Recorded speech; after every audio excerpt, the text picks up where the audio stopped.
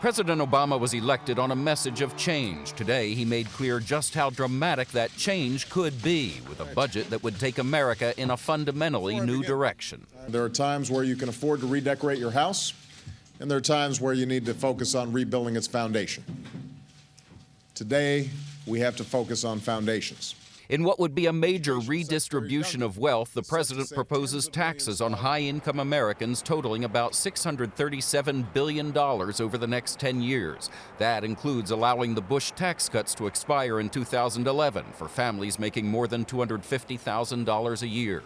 Middle and low-income families would get tax breaks. The recently passed $800 tax credit for working families would be increased to $1,000 and would become permanent. The White House says the goal is to reverse the trend of the Bush years, when the rich got richer and the middle class got poorer. Republicans say the tax increases will make the economy even worse. I think it's a job killer, plain and simple.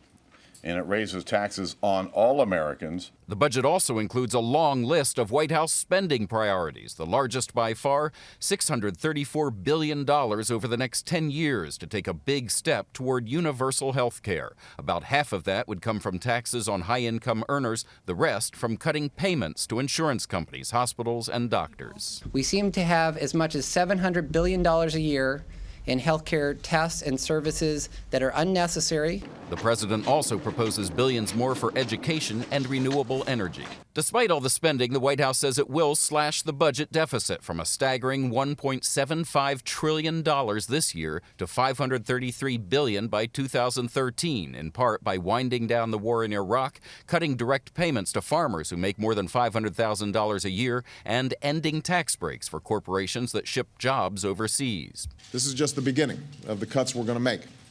No part of my budget will be free from scrutiny or untouched by reform.